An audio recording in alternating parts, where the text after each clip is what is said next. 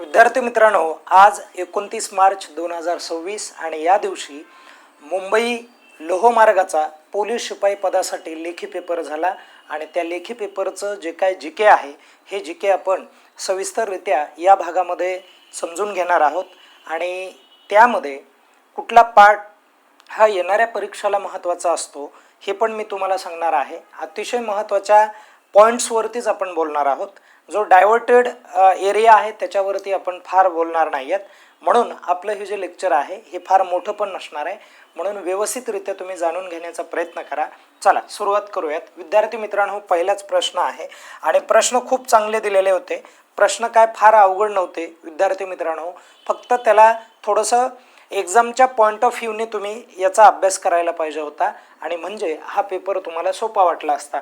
बघा आता विद्यार्थी मित्रांनो, इथे काय म्हटलं आहे, खालीलपैकी महाराष्ट्र राज्याचे सध्याचे राज्य निवडणूक आयुक्त जे आहेत ते कोण आहेत, अशा पद्धतीचा प्रश्न विचारलाय। आता इथे एक क्लिअर करा की हा चालू घडामोडीचा प्रश्न आहे, तर हे तर सर्वांना माहितीच आहे आणि प्रश्न तसा काय फार अवघड नाही आहे। तर याचं करेक्ट उत्तर काय आहे, दिनेश टी वाघमारे आहे आणि आपल्या चालू घडामोडीच्या लेक्चरमध्ये देखील आपण यांच्यावरती एक प्रश्न तयार केलेला होता। हाच प्रश्न 100%। ओके, आलं का लक्षात? अशा पद्धतीने आणि व्यवस्थित समजून घ्या विद्यार्थी मित्रांनो। ऐका आता, बघा जर आपण केंद्राचा विचार केला तर केंद्र पातळीवरती एक निवडणूक आयोग असतो आणि तो निवडणूक आयोग हा कलम, त्याचं जर आपण कलम पाहिलं तर त्याचं कलम आहे 324। आता हे परीक्षेला विचारलं जातं बरं का। आता हे मी का तुम्हाला सांगत आहे, कारण जेव्हा येणाऱ्या परीक्षा असतील त्या तुम्हाला द्यायच्या आहेत। आता ज्यांचं सिलेक्शन या इथून पुढे इथं होणार आहे तर निश्चितच तुमच्यासाठी तर शुभेच्छा असतील, पण ज्यांना अपेक्षित स्कोर आलेला नसेल किंवा ज्यांना वाटत असेल की आपला स्कोर कमी आहे असे लोक देखील जरा बारकाईने लक्ष द्या। इथे काय मी म्हणत आहे, तर केंद्रीय निवडणूक आयोगाची स्थापना ही 324 कलमाने करण्यात आलेली आहे आणि केंद्रीय म्हणजे काय म्हणालोय, तर राष्ट्रीय निवडणूक आयोग म्हणालोय आणि राष्ट्रीय निवडणूक आयोगाचे जे काय या ठिकाणी आयुक्त आहेत राष्ट्रीय निवडणूक आयोगाचे बरं का, तर त्यांचं नाव आहे ज्ञानेश कुमार। काय नाव आहे त्यांचं? ज्ञानेश कुमार आहे, हे देखील लक्षात राहू द्या आणि हे व्यक्तिमत्व जरा जास्त न्यूजमध्ये होतं। ओके, हे पण लक्षात राहू द्या कारण त्यांच्यावरती रिमोव्हल प्रोसेस सुरू करण्यात येणार होती। ओके, आता त्यानंतर परत पुढे लक्ष द्या की हा जो निवडणूक आयोग आहे हा वेगवेगळ्या लोकांच्या निवडणुका आयोजित करतो। त्यामध्ये जर आपण पाहिलं तर राष्ट्रपती, उपराष्ट्रपती आणि त्यानंतर संसदेच्या, विधिमंडळाच्या यांच्या निवडणुका घेण्याचं काम राष्ट्रीय निवडणूक आयोग करतो आणि लक्षात घ्या याच्याच धर्तीवरती राज्य निवडणूक आयोग जो आहे हा देखील म्हणजे तयार करण्यात आलेला आहे आणि त्याचं कलम सांगायचं झालं तर 243 के हे जे कलम आहे या कलमाने राज्य निवडणूक आयोग हा अस्तित्वात आलेला आहे आणि राज्य निवडणूक आयोग मित्रांनो स्थानिक स्वराज्य संस्थांच्या त्यांच्या माध्यमातून निवडणुका होत असतात, हे या ठिकाणी महत्त्वाचं आहे आणि त्या निवडणूक आयोगाचे जे या ठिकाणी आयुक्त आहेत श्री दिनेश टी वाघमारे, म्हणून हे पण लक्षात राहू द्यायचे आहेत कारण यांची नुकतीच काय झालेली होती, निवड झालेली होती, हे लक्षात राहू द्या। आणि यांनी कुणाचा पदभार म्हणजे कुणाची जागा घेतली होती, तर श्री UPS मदन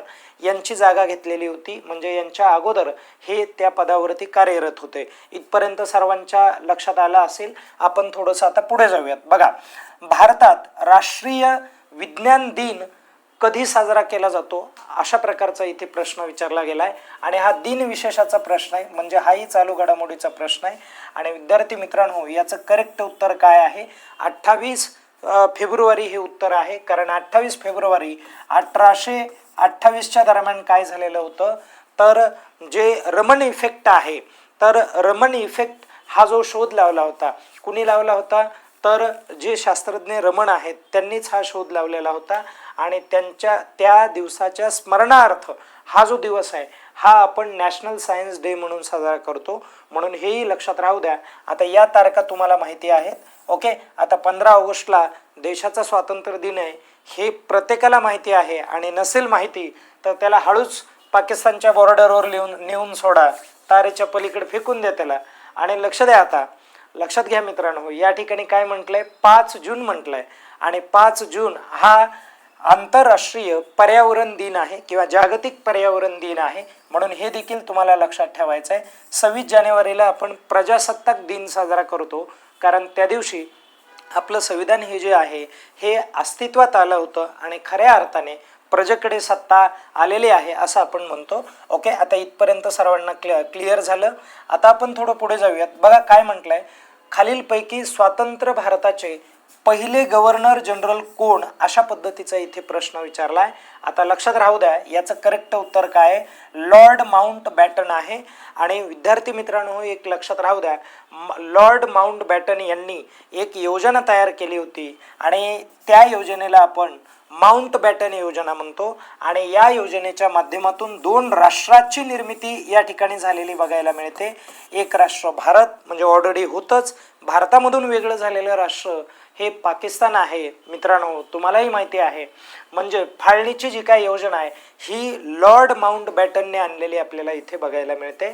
ओके, आता त्यानंतर परत पुढे बघा, राजगोपालाचारी यांचा जर विचार केला तर स्वतंत्र भारताचे आणि शेवटचे पहिले काय आहेत ते थोडक्यात, स्वतंत्र भारताचे पहिले व शेवटचे राज्यपाल आहेत म्हणजे गव्हर्नर आहेत, म्हणून हे देखील तुम्हाला लक्षात ठेवायचं आहे. परीक्षेला हाही मुद्दा विचारला जातो, पण आपलं उत्तर कोणतं आहे, लॉर्ड माउंट बॅटन आहे.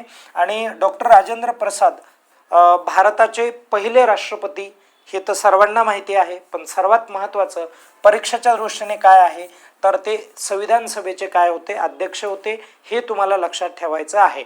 आता त्यानंतर पंडित जवाहरलाल नेहरू हे म्हणजे भारताचे पहिले पंतप्रधान होते. आता हे देखील सर्वांना माहिती असतं, मग इथे काय लक्षात ठेवायचं परीक्षेच्या दृष्टीने तर बघा, पंडित नेहरू हे जे आहेत ते भारताच्या परराष्ट्र धोरणाचे जनक आहेत, हे आपल्याला परीक्षेला विचारलं जातं. आणि अलिप्तवादी धोरणाचे देखील जनक आहेत, म्हणून हे पण तुम्हाला लक्षात ठेवायचं आहे. या सर्व गोष्टी आपल्याला परीक्षेला विचारल्या जातात आणि परीक्षेला नेमकं एक्झॅक्ट काय विचारलं जातं त्या अँगलनेच मी बोलत आहे, जास्त फापट पसारा नाही घेत. आता त्यानंतर स्कर्वी हा एक आजार आहे आणि स्कर्वी हा जो आजार आहे मित्रांनो, हा आजार कोणत्या जीवनसत्वाच्या कमतरतेमुळे होतो किंवा अभावामुळे होतो, म्हणजे डिफिशियन्सी ऑफ व्हायटामिन्स, ज्याला तुम्ही विटॅमिन्स म्हणता. ठीक आहे, तर ते व्हायटामिन्स हा परफेक्ट प्रोनाउन्सिएशन असतं ते. तर हे जे आहे ज्याला आपण डिफिशियन्सी ऑफ व्हायटामिन्स म्हणतो, तिथे कुणाची डिफिशियन्सी असल्यावर स्कर्वी हा रोग होणार आहे. आणि खूप रिपिटेशन आहे या प्रश्नाचं, बऱ्याच वेळेस विचारलेलं आहे बघा. तर बघा, व्हायटामिन सी किंवा त्याला जीवनसत्व तुम्ही सी म्हणताय. आणि परत पुढे तुम्हाला परीक्षेला काय विचारलेलं आहे माहिती आहे का, तर बेरी लक्षात घ्या, बेरी एक मिनिट हा, इथे जरा व्यवस्थित चालत नाही आहे. बेरी हा जो आजार आहे हा कोणत्या जीवनसत्वाच्या कमतरतेमुळे होतो, तर हा B1 जीवनसत्व जे आहे म्हणजे व्हायटामिन्स आहे, याची जर डिफिशियन्सी असेल तर 100% कुठला आजार होतो, बेरी हा आजार असतो. आणि त्यानंतर परत पुढे बघा, जर जीवनसत्व D ची कमतरता असेल मित्रांनो, तर अशा वेळेस मुडदूस नावाचा आजार होतो. बघा कोणता होतो, मुडदूस. ओके, मुडदूस नावाचा आजार होतो, हे देखील लक्षात राहू द्या बघा. ओके, चला आता त्यानंतर परत पुढे बघा रे, तर जीवनसत्व B12 आलं का लक्षात, याची जर कमतरता असेल तर कोणता आजार होणार आहे, तर मज्जासंस्थेचे विकार होतील. आणि त्यानंतर बघा, जीवनसत्व A मीन्स व्हायटामिन्स A याची जर डिफिशियन्सी असेल तर रात आंधळेपणा होतो. काय होतो, रात आंधळेपणा होतो. ठीक आहे, रात आंधळेपणा होणार आहे. ओके, हे पण लक्षात ठेवा.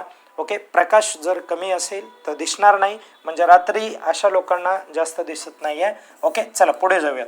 खालीलपैकी जागतिक तापमान वाढीसाठी मुख्यत्वे कोणता वायू हा जबाबदार आहे.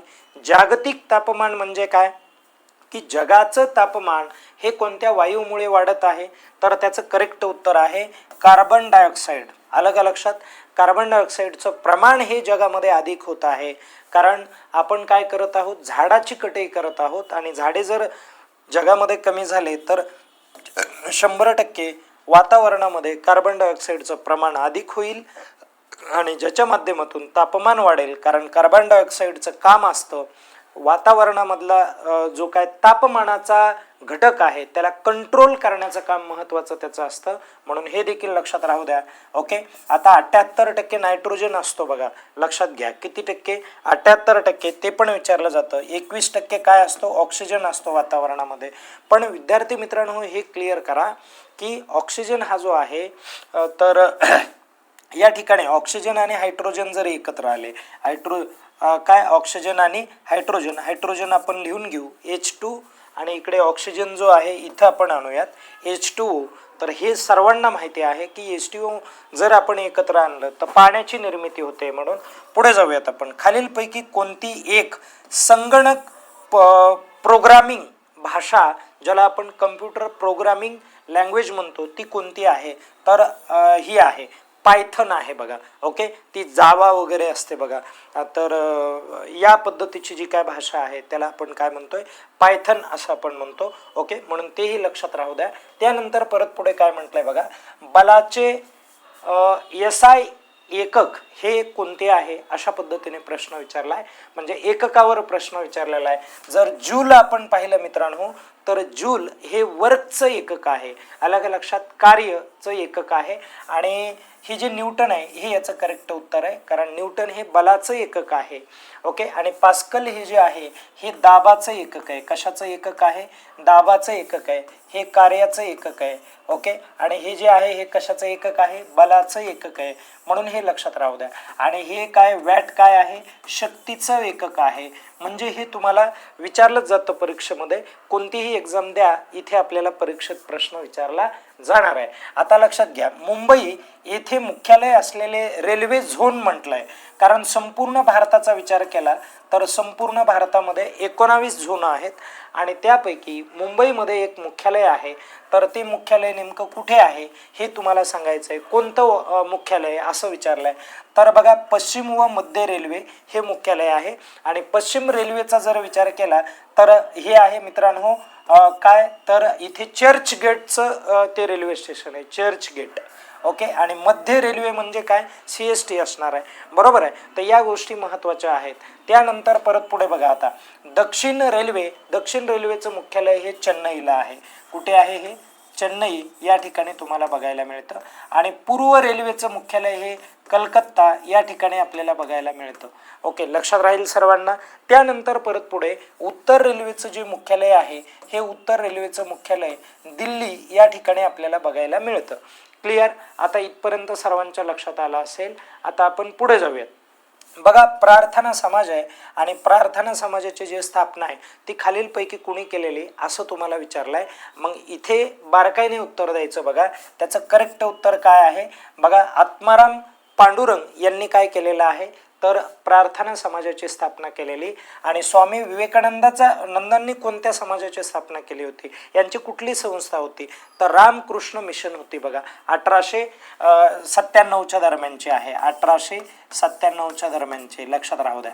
आणि प्रार्थना समाज हा जो आहे तो 1867च्या दरम्यानचा आहे. म्हणून या गोष्टी पण इथे महत्त्वाच्या आहेत, हेही लक्षात राहू द्या. त्यानंतर राजाराम मोहन रॉय जे आहेत यांनी ब्राह्मो समाजाची स्थापना केली होती. आणि महात्मा ज्योतिबा फुले यांनी कोणत्या समाजाची स्थापना केली होती, तर सत्यशोधक समाजाची स्थापना केली होती. तर सत्यशोधक समाज हा परीक्षेमध्ये बऱ्याच वेळेस आपल्याला विचारलेला आहे, सत्यशोधक समाज. ओके. जिथे विचारलंय तिथे जरा फोकस करू. सत्यशोधक समाज याची स्थापना ही परीक्षेला विचारली जाते. तर त्याची स्थापना आहे 24 सप्टेंबर. ओके. तर 24 सप्टेंबर 1873. 19 मध्ये घुसू नका, महात्मा फुले आहेत. क्लिअर? इथपर्यंत लक्षात आहे सर्वांना. आता आपण पुढे जाऊयात. बघा, खालीलपैकी सर्वाधिक उपग्रह कोणत्या ग्रहाला आहेत असं विचारलंय त्यांनी. आणि सर्वात जास्त जे उपग्रह आहेत मित्रांनो ते शनी या ग्रहाला आहेत, हे देखील लक्षात राहू द्यायचं. आणि सर्वात लक्षात ठेवा, याचं आपलं करेक्ट उत्तर हे. आणि गुरु हा जो आहे तर गुरु हा सर्वात तप्त किंवा तापमान असलेला काय आहे, तर तो ग्रह आहे. आणि त्यानंतर परत पुढे बघा, आता हा जो आहे नेपच्यून आहे, हा इथे काय फार तापमान नाही आहे, आलं लक्षात, थंड तो ग्रह आहे, हे पण लक्षात राहू द्या. ओके. असं आपण थोडंसं पुढे जाऊयात, नंतरचा मुद्दा. आता परीक्षेच्या दृष्टीने या गोष्टी गरजेच्या आहेत. आता परत पुढे काय येतं परीक्षेत ते बघू नंतर. बघा, भारताच्या पहिल्या महिला पंतप्रधान हा अतिशय बेसिक प्रश्न आहे, फार काय अवघड नाही आहे. ओके, आणि म्हणून याचं करेक्ट उत्तर प्रत्येकाला माहिती असणार आहे. मी इथे व्यवस्थित क्लिअर करतो. आता इथे एक लक्षात घ्यावं लागणार आहे, इंदिरा गांधींनी 14 बँकांचं राष्ट्रीयकरण केलं होतं. ते राष्ट्रीयकरण नेमकं कधी केलं होतं ते एकदा मला तुम्ही कमेंट करून सांगा मित्रांनो. बघा, सुचेता कृपलानी या ज्या आहेत, या सुचेता कृपलानी देशाच्या पहिल्या, भारतातल्या म्हणून देशाच्या म्हणता येत नाही, भारतातल्या पहिल्या मुख्यमंत्री होत्या बघा, सीएम होत्या. आणि या सीएम कोणत्या राज्याच्या होत्या तर यूपीच्या सीएम होत्या, हे लक्षात राहू द्या. चला, क्लिअर आहे सर्वांना, यूपीच्या होत्या. आणि बघा, त्यानंतर परत पुढे काय म्हटलंय, श्रीमती सरोजिनी नायडू या ज्या आहेत या राज्यपाल होत्या, गव्हर्नर होत्या.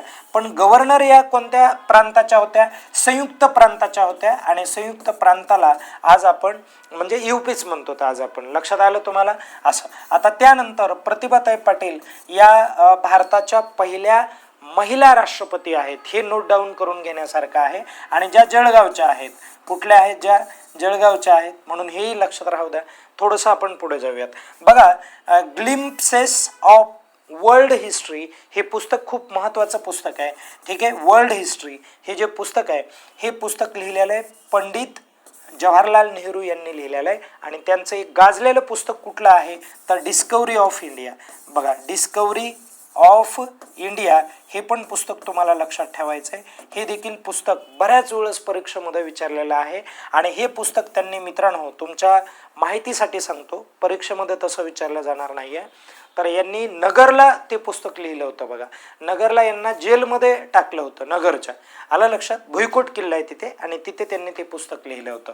तर रवींद्रनाथ टागोर यांचं एक म्हणजे पुस्तक आहे, ज्या पुस्तकाचं नाव गीतांजली आहे. आणि ज्याच्यामधून आपण राष्ट्रीय गीत आपलं घेतलं आहे, राष्ट्रगीत घेतलं आहे, जनगण मन. ओके, आणि महात्मा गांधी हे जे आहेत, तर महात्मा गांधींचं जे काय पुस्तक आहे याचा जर आपण विचार केला तर महात्मा गांधींचा परीक्षेच्या दृष्टीने गरजेचा तो भाग आहे. तर मला ते एकदा तुम्ही सांगा, याचं कमेंट करून सांगा की महात्मा गांधींनी कुठले पुस्तकं म्हणजे लिहिलेले आहेत, कोणतं पुस्तक लिहिलेलं आहे. ओके, हे महत्त्वाचं आहे बरं का. आणि त्यांचे न्यूजपेपर देखील आपल्याला परीक्षेला विचारले जातात. ओके, आता त्यानंतर डॉक्टर बाबासाहेब आंबेडकरांची पुस्तकं हमखास आपल्याला परीक्षेला विचारली जाणार आहेत. तुम्ही महात्मा गांधींचं सांगा, मी डॉक्टर बाबासाहेब आंबेडकरांच्या इथं पुस्तकं सांगतो. ठीक आहे, चालेल. बघा, आता लक्ष द्या आणि तुम्ही थोडंसं सहकार्य करत जा, कारण हे सर्व तुमच्यासाठीच आहे. ओके, आता बघा, डॉक्टर बाबासाहेब आंबेडकरांचं एकदम महत्त्वाचं आणि खूप फेमस असं पुस्तक कुठलं आहे तर इथे आहे बघा, ज्याला आपण द अनटीचेबल्स असं पुस्तक आहे बघा, द अनटीचेबल्स. ओके, अनटीचेबल्स अशा पद्धतीचं पुस्तक आहे, ज्याला तुम्ही अस्पृश्यता म्हणता बघा. त्यानंतरचं परत पुस्तक आहे बघा, प्रॉब्लेम ऑफ द रुपी. जरा इंग्लिशमध्ये लिहू का, प्रॉब्लेम ऑफ द रुपी अशा पद्धतीचं एक पुस्तक आहे डॉक्टर बाबासाहेब आंबेडकरांचं. आणि त्यांचं परत पुन्हा दुसरं पुस्तक कोणतं आहे, Bauddha and his Dhamma. Okay, Buddha and his Dhamma अशा पद्धतीचं त्यांचं एक पुस्तक आहे. ओके, हे पण लक्षात राहू द्या. त्यानंतरचं त्यांचं एक गाजलेलं पुस्तक आहे बघा, थॉट्स ऑन पाकिस्तान म्हणून. बघा, थॉट्स ऑन पाकिस्तान हे एक पुस्तक आहे. पाकिस्तान. ठीक आहे, थॉट्स ऑन पाकिस्तान. थोडंसं इंग्लिशमध्ये लिहिलं आहे, सहकार्य करा बरं का. ओके, समजून घ्या फक्त, बाकी काय विषय नाही आहे. त्यानंतर परत पुढे आपण त्यांच्या पुस्तकाविषयी पाहिलं तर त्यांचं आहे बघा, रानाडे गांधी. ओके, आठवतंय का ते पुस्तक तुम्हाला, रानाडे गांधी? हां, तर ही एक पुस्तक आहे, लक्षात राहू द्या बघा. ओके, आणि पुढे लिहायचं राहिले जिना. अशा पद्धतीने यांचं व्यक्तिमत्व त्यांनी यामध्ये वर्णन केलेलं आहे. आणि त्यानंतर परत पुढे त्यांचं एक महत्त्वाचं आणि खूप गरजेचं असं पुस्तक आहे परीक्षेच्या दृष्टीने. तर त्याला काय म्हटलं जाणार, मराठीत लिहू का, शूद्र मूळचे कोण, काय पुस्तक आहे? शूद्र मूळचे कोण अशा पद्धतीचं पुस्तक आहे. ठीक आहे. तर अशा हे ॲटलिस्ट एवढे तरी आपल्याला पुस्तकं लक्षात ठेवायचे. ओके, परीक्षेच्या दृष्टीने हे गरजेचे आहेत. ठीक आहे. हू वेअर द शूद्राज असं ते पुस्तक आहे. आणि आपण पुढे जाऊयात. बघा या ठिकाणी मीराबाई, बघा मीराबाई चानो या कोणत्या खेळाशी संबंधित आहेत? तर त्या वेट लिफ्टिंगशी संबंधित आहेत, हे लक्षात राहू द्या. ओके, असं म्हणून या गोष्टी महत्त्वाच्या आहेत. आपण पुढे जाऊयात. बघा खालीलपैकी आता एक राजधानीवर प्रश्न विचारलाय. खालीलपैकी मिझोराम राज्याची राजधानी कोणती आहे? मिझोराम. तर आता व्यवस्थित लक्ष द्या. जर आपण बघा इथे जर इम्फाळ ही जर राजधानी पाहिली तर ही इम्फाळ कुणाची आहे? तर मणिपूरची आहे. बघा कुणाची आहे? मणिपूर या राज्याची. आणि शिलाँग कुणाची? झारखंडची आहे. झारखंड सॉरी मेघालयची आहे. कुणाची आहे? मेघालय. सॉरी एक मिनिट, मेघालय. ओके. आता त्यानंतर परत आयझॉल आहे आणि आयझॉल ही कुणाची आहे? मिझोरामची आहे. मिझोराम. ओके. आणि कोहिमा कुणाची मित्रांनो? नागालँडची आहे. नागालँड. ठीक आहे. आता मला कमेंटमध्ये सांगा बरं, सगळे जे काय 7 सिस्टर्स आहेत, ह्या सर्व 7 सिस्टर्स आहेत, 7 जे काय राज्य आहेत ईशान्येकडचे, ते सर्व राज्य मला कमेंटमध्ये टाका बरं तुम्ही. Okay, 7 sisters. आपण पुढे जाऊयात, नंतरचा मुद्दा बघूयात. बघा महाराष्ट्र राज्याची सीमा किती राज्याशी लागून आहे असं म्हटलं आहे आणि त्याची 6 राज्याची सीमा लागून आहे. व्यवस्थित लक्ष द्या, ते 6 राज्य कोणते? आपण जाऊ दक्षिणेकडून. दक्षिणेकडे सुरुवातीला जर आपण बघा महाराष्ट्राचा असा विचार केला, महाराष्ट्राचा नकाशा या पद्धतीने, तर विद्यार्थी मित्रांनो इथे जो जे राज्य आहे ते गोवा आहे. ओके. इकडे जर आपण विचार केला तर इथे कर्नाटक राज्य आहे. कोणतं राज्य? कर्नाटक हे राज्य आहे. इथे तेलंगणा हे राज्य आहे. तेलंगणा हे राज्य आहे. इथे छत्तीसगड राज्य आहे. छत्तीसगड. ओके. आणि इकडे MP म्हणजे मध्य प्रदेश हे राज्य आहे. आणि इथे गुजरात राज्य आहे. बघा गुजरात हे राज्य आहे. क्लिअर. आणि एवढ्याच टप्प्यामध्ये केंद्रशासित प्रदेश पण ते कोणते आहेत? बघा दादरा नगर हवेली अँड दीव दमण. ओके, कळालं सर्वांना? म्हणजे हा एक केंद्रशासित प्रदेश, म्हणजे थोडक्यात 6 राज्य आहेत आणि एक केंद्रशासित प्रदेश. असं राज्य आणि केंद्रशासित प्रदेशाचा विचार केला तर त्याचं उत्तर काय लिहायचं आहे आपल्याला? 7 लिहायचं आहे. चला, क्लिअर होतंय सर्वांना? आपण जाऊयात पुढे. अभिनव भारत, ज्याला मित्रमेळा म्हणून पण ओळखायचे. बघा अभिनव भारत ही कुणाची संस्था आहे? तर विनायक दामोदर सावरकरांची आहे. विदा सावरकर. ओके. आणि लक्षात ठेवा इथे बाळ गंगाधर टिळक ही जे आहे, हे जे व्यक्तिमत्व आहे, यांनी पुण्यामध्ये एक संघटना स्थापन केली होती आणि त्यामध्ये कोण कोण एकत्र आलं होतं बघा? तर लोकमान्य टिळक. ओके. त्यानंतर चिपळूणकर, विष्णुशास्त्री चिपळूणकर आणि गोपाल गणेश आगरकर हे सगळे एकत्र आले आणि यांनी कोणती संघटना स्थापन केली पुण्यामध्ये? तेवढं मला एकदा तुम्ही कमेंट करून सांगा. ओके. तर आता आपण लगेच पुढे जाऊयात. आणि गोपाल कृष्ण गोखले हे जे आहेत यांचा भारत सेवा समाज हे जे आहे ही संघटना त्यांची आहे. त्यानंतर पुढे जाऊयात आपण. खालीलपैकी कोणती मोहीम ही बघा भारतीय मानवी अंतराळ उड्डाण कार्यक्रमाशी संबंधित आहे असं विचारलंय त्यांनी. तर याचं मित्रांनो करेक्ट उत्तर काय आहे माहिती आहे का? गगनयान आहे. काय उत्तर आहे याचं? गगनयान आहे. की भारतीय मानवी अंतराळ उड्डाण जे आहे याचं करेक्ट उत्तर गगनयान आहे. आणि इथे बघा तर चंद्रयान 4 ही जी मोहीम आहे चंद्राचा अभ्यास करण्यासाठी या मोहिमेची निर्मिती करण्यात आली. इथे मंगळाचा अभ्यास करण्यासाठी आणि त्याचबरोबर आदित्य L2 हे जे आहे हे सूर्याच्या अभ्यासासाठी तयार करण्यात आलेली ही मोहीम आहे. या सर्व अवकाश मोहीम आहेत, या आपल्याला पाठच पाहिजे आहेत. 2 वर्षांनी एक्झाम दिली तरी पण हे आलंच पाहिजे बरं का. आता आपण पुढे जाऊयात. बघा प्रधानमंत्री या ठिकाणी विश्वकर्मा योजना दिलेली आहे, ती कोणासाठी आहे अशा प्रकारचा प्रश्न विचारलाय आणि त्याचं करेक्ट उत्तर काय आहे?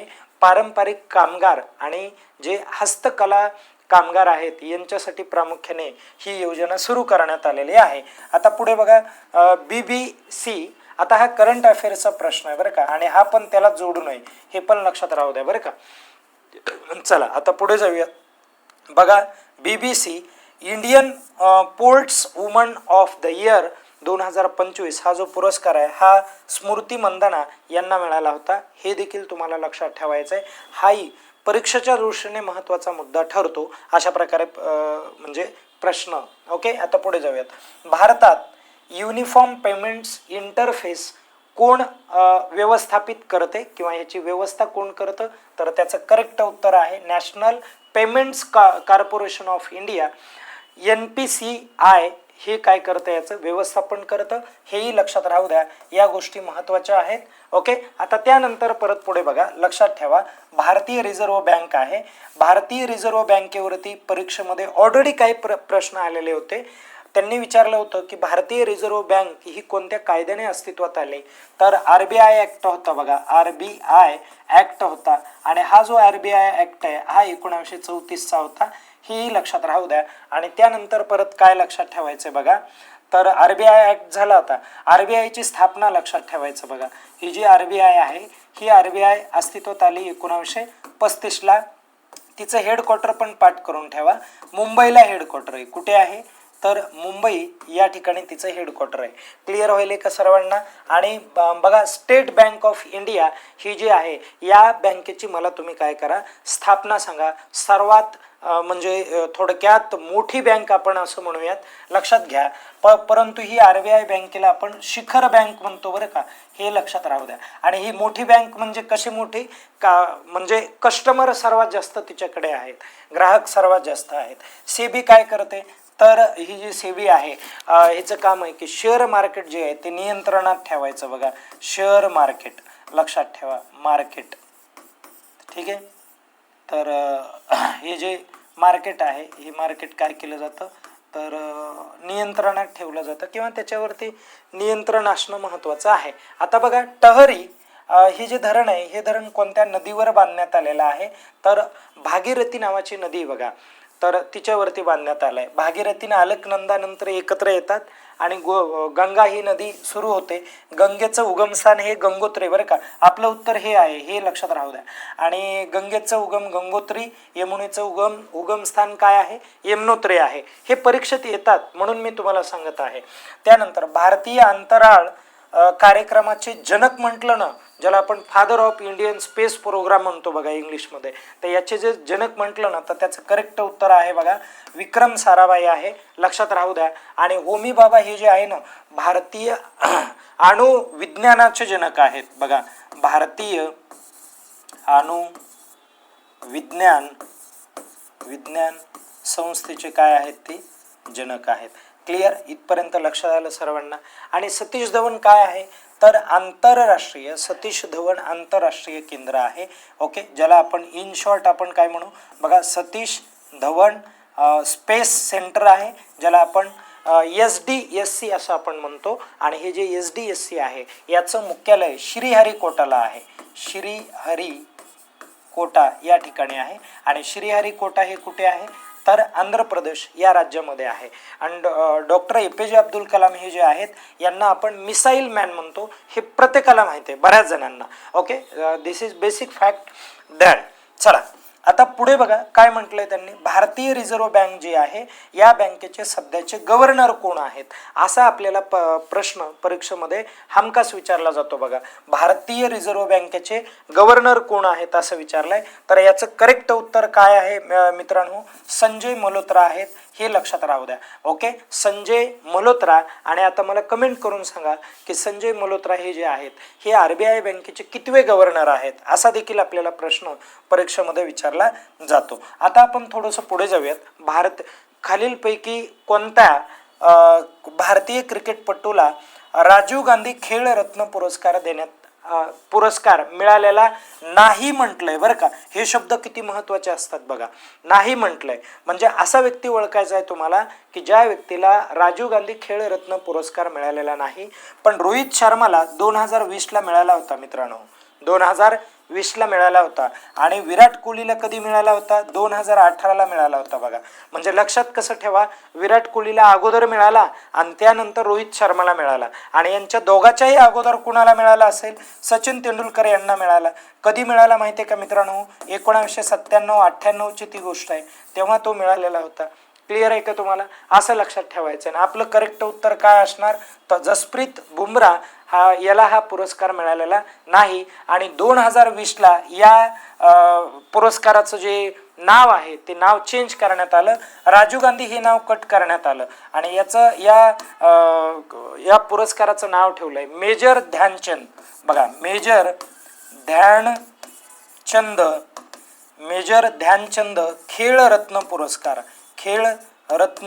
पुरस्कार कधी नाव ठेवलंय? 2020ला नाव ठेवलंय. कळालं सर्वांना? क्लिअर होतंय का? या गोष्टी या पद्धतीने तुम्हाला लक्षात ठेवायच्या आहेत. आपण पुढे जाऊयात.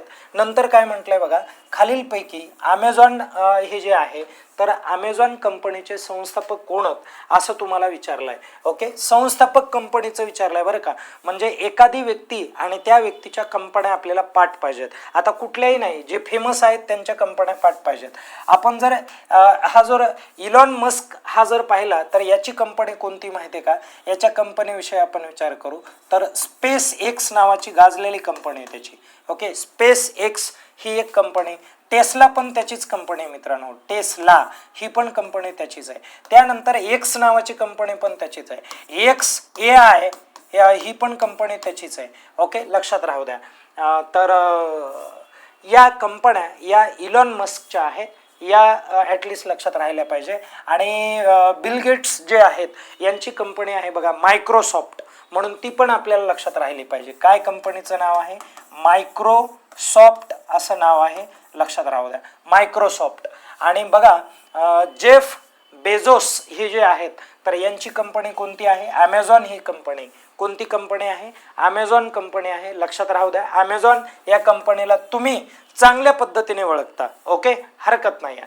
तर या ठिकाणी मार्क झुकरबर्ग आहे, व्हॉट्सअप त्याचंच आहे, त्यानंतर फेसबुक त्याचंच आहे, बरोबर आहे की नाही? तर असं आहे मार्क झुकरबर्ग. ओके, गाजलेलं व्यक्तिमत्व आहे तेही. अशा पद्धतीने आपला हा जो पेपर आहे आजचा हा या पद्धतीने मी विश्लेषण करून दिलाय. आणि विश्लेषण जर तुम्हाला आवडत असेल चांगल्या पद्धतीने मोजकाच आपण भाग देण्याचा प्रयत्न करत असतो. ओके, मग त्यासाठी आपल्या चॅनलला तुम्ही सबस्क्राईब करून घेणं गरजेचं आहे.